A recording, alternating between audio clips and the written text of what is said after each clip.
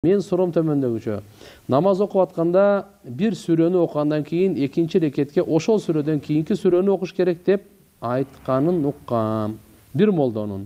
Ал сүрөдөн кийинкисин же болбосо ортодон эки сүрө таштап анан окуш керек деп. Ал эми окулган сүрөдөн кийин эмки рекетте ага чейинки сүрөнү колдонгон болбойт дейт.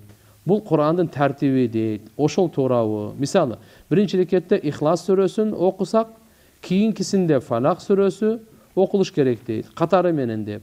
Ошону жакшылап түшүндүрүп берсеңиз, узун жазган болсом кечирим сурайм. Жакшы суроо бердиңиз. Туугандар, Кур'ан-ы Каримде сүрөлөрдүн тартиби бар, туура.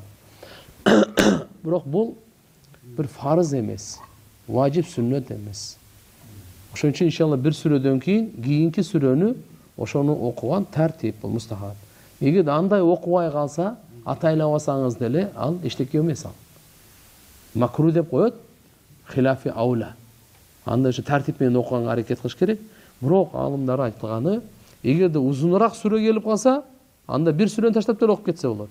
Мисалы, Тин сүрөсүнөн кийин Алак сүрөсүн калтырып, Тинден кийин эле Кадар.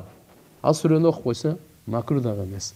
Бирок азыркында Ихластан кийин Фалак аны таштап туруп Насты окуп койсо, макру дешет да. Түшүнүктүбү? Ошон үчүн иншалла кийинки сүрөсүн тартиби менен окуш керек, ал туура эле. Эми кээде мындай болуп калат. Азыр бекапарлыктын доору. Аллаху акбар, альхамдулилlah деп кул аузу бираббин нас деп биринчи рекетте окуп алды да. Тияга кандай болот десе, кээ бир алымдар айтат, төртөөнү тең эми кул аузу бираббин нас окуйсун дейт. Аркага чыкпайчы? Бұл акыркы сүрө да эми мындайча айтканда. Же болбосо 4 рекетинде биринчи Ихласты окудуңуз, анан Фалакты окудуңуз, анан Насты 4-чү рекетке эмнени окуйсуң? Дагы Насты кайталайсың. Дегендейчи. Макулбу? Кандай болгон чакта да тартип ушундай. Бул туура эле. Бирок эгерде карап туруңуз, мен айтып кетейин. Бирок окуш тартиби жок эле, мисалы Ихластан кийин тилиңизден кул аузу бираббин Фалакты окуйын деп аттыңыз эле, бирок Насты окуп алдыңыз. Мениби? Атайлаган жоксуз. Эч кандай кыжалат болбойт. Намаз дурус болот. Намаз дурус болот.